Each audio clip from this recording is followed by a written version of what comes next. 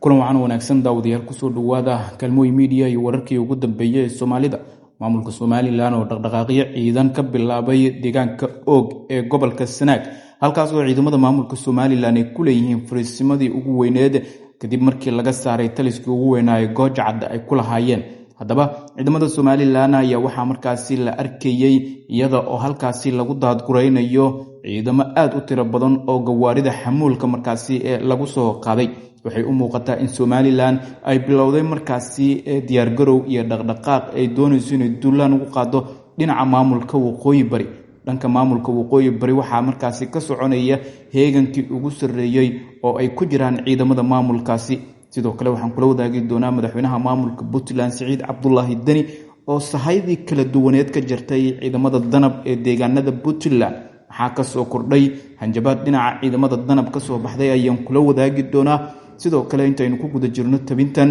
waxaad markaasi kaga bogan doontaa madaxweyne Xasan Sheekh Maxamuud socdaalkiisa Kismaayo maxaa markaasi ka soo kordhay. qodobadaas ayaa daawan doontaa intaynu ku guda jirno tabinteena. haddii ay tahay booqashadaadii ugu horreysay kusoo biir Kalmooy Media oo ka mid noqo daawadayaasha ku xiran. haddii aad horey noola joogtayna waad ku mahadsan tahay. sii faafi muuqaalkan oo like saar. hagaaga intaynu gudagelin faahfaahinta marka hore aynu ku salino xabiibkeena Maxamed sallallahu alayhi wasallam naxariisi nabadgelyo korkiisa haate. muuqaalkana ha ilmaamin inaad like saarto. waa hagaag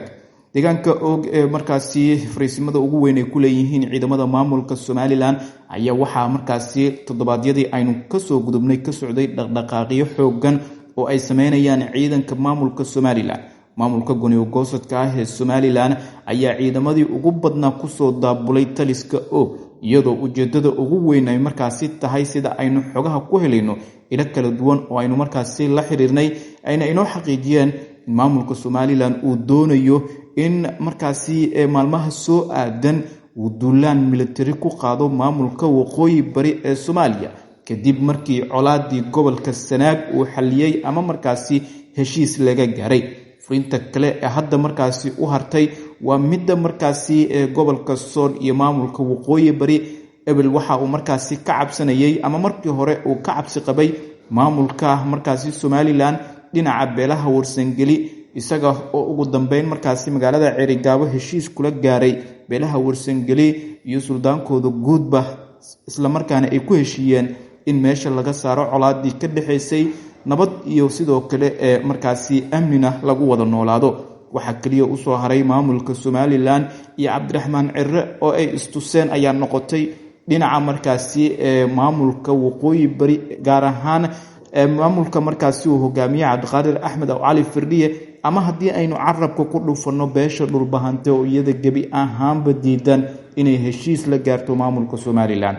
waxa uu marka maamulka Somaliland istusay in dhulbahante uusan wada hadal iyo heshiis nabadeed qaadan doonin, diyaarna u ahayn. waxa uu marka bilaabay dhaqdhaqaaq military oo uu doonayo inuu duulaan ciidan ugu qaado maamulka waqooyi bari iyo beesha dhulbahante. horey sidaad u wada ogeydeenba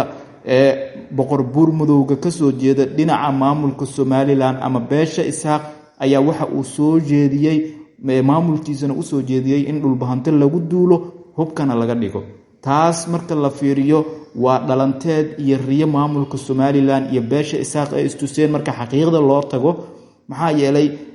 muddo 2 sano ah oo uu maamulkan jiray ayuu wax walba ku dhistay, iyadoo meesha uusan maamul rasmi ah ka jirin. kacdoon shacab u ahaa ayaa maamulkii Somaliland ee 30 sano ciidanka dhisanaya hubka haystay barqacad cagta la mariyay. maamulka oo hadda marka dowladda federaalka ay aqoonsan tahay taageero dhaqaale iyo mid military ka helayo, suuragal ma ahan in maamulka Somaliland intuu ku soo duulo uu qabsado ama beesha dhulbahanto uu ka dhigis ku sameeyo.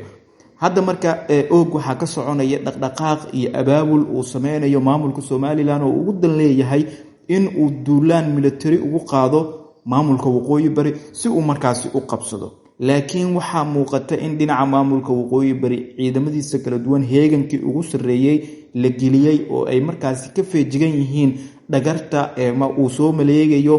maamulka markaasi ee gooni-goosadka ah ee Somaliland. maamulka Somaliland waxa uu maleegayaa dhagartii ugu weyneed oo uu doonayo inuu markaasi duulaan military ugu qaado maamulka waqooyi bari si uu markaasi u qabsado. laakiin dhinaca Somaliland marka la fiiriyo iyadoo diyaar garowgaas ku jirto waqooyi bari heegan ayay dhankeeda ku jirtaa waxayna u muuqataa inay diyaar u tahay inay iska difaacdo duulaan kasta oo markaasi lagu soo qaado horey waxgaradka maamulka waqooyi bari ee madaxdooda u hadlay waxay sheegeen haddii dhinacooda maamulka Somaliland uu tallaabo qaldan u soo qaado inaanay istaagi doonin ilaa Burco iyo Hargeysa ay cagta ka mariyaan marka la fiiriyo awoodda waqtigan ee maamulka waqooyi bari waa ay ka sareysaa halkii 2 sano ka hor ay joogtay maxaa yeelay ciidamada ayaa la dhisay maamulka waqooyi bari dowlad goboleedka si rasmi ah loo dhameystiray madaxweyne ku xigeen baarlamaan iyo wasiirru leeyahay ciidamada la dhisay la tababaray hub bay heleen oo gacanta ay ku dhigeen dhaqaale isku filan ay haystaan maamulka waqooyi bari marka hadda waxaa la dhihi karaaba haday isfarasaaraan maamulka Somaliland waxaa suuragal ahba sida madaxda iyo waxgaradka waqooyi bari ay sheegeen inay cagta marin doonaan guud ahaan ee maamulka waqooyi galbeed ama Somaliland ama SNM markaasi loo yaqaan wixii ka soo kordha wararkeena dambe ayaad ku daawan doontaan channelkan subscribe saaro si aad u noqoto daawadaha ugu horeeya markana Puntland dhinaca Puntland madaxweynaha maamulkaasi Siciid Cabdullaahi Dani ayaa waxa markaasi wararka aynu helayno ay tilmaamayaan in gabi ahaanba sahaydii iyo saadkii iyo shidaalkii uu ka jartay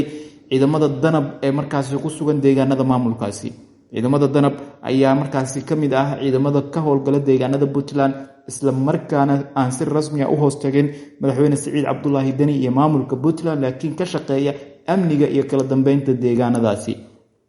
madaxweyne Dani oo ciidamadan caqabad markaasi weyn u arka waxa uu gabi ahaanba markaasi uu ka jaray sida warar hoose aynu ku helayno oo inoo xaqiijiyeen saraakiil ka tirsan ciidamada danab ee deegaanada Puntland in sahaydii iyo sidoo kale saadkii laga jartay haddana markaasi ay xaalad adag ay ku jiraan laakiin ay tallaabo adag qaadi doonaan oo ka dhan ah madaxweyne Dani iyo maamulka Puntland haddii si degdeg ah aan markaasi loo fasixin dhammaan adeegyada muhiimka ah ee ay xaq u leeyihiin ka ciidan ahaan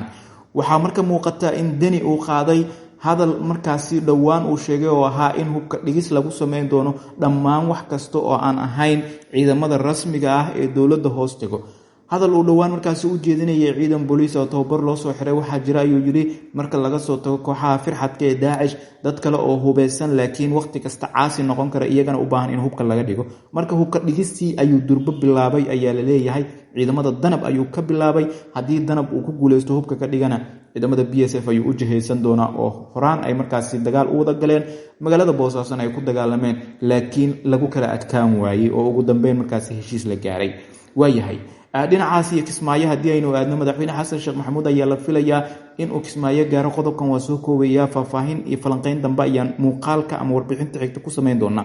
Xasan Sheekh Maxamuud Kismaayo ayuu u socdaa ayaa la leeyahay oo filla Soomaaliya ila kala duwan oo aynu la xiriirnay ayaa inoo xaqiijiyay in Kismaayo tagi doono waxaana wararka qaar ay tilmaamayaan inuu tanaasul badan sameyn doono Xasan Sheekh Maxamuud Axmed Madoobana uu tanaasuli doono si markaasi heshiis loo gaaro qodobo badan ayaa miiska u saaran oo ay ka wada hadli doonaan waxaana jira qodobo Xasan uu doonayo inuu ka tanaasulo iyo kuwa markaasi uu doonayo Axmed laftirkiisa in uu markaasi ka tanaasulo warbixinta dambe ama falanqeynta dambe ayaan kugula wadaagi doonaa qodobada muhiimka ah haday tahay booqashadaada ugu horeyso ku soo bir channelkan oo muuqaalkan like share si aad u noqoto daawadaha markaasi ee sida joogtada ah noola socdana calaamada subscribe ka ah noo taabo